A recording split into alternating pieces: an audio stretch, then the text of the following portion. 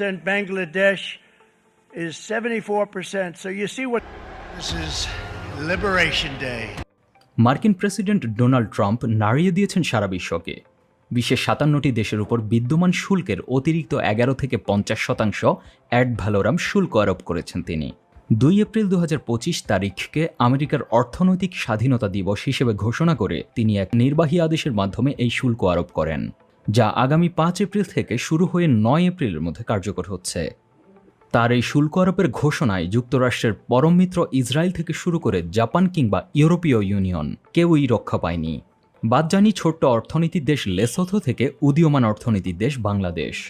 And Bangladesh is 74%. So you see what's going on.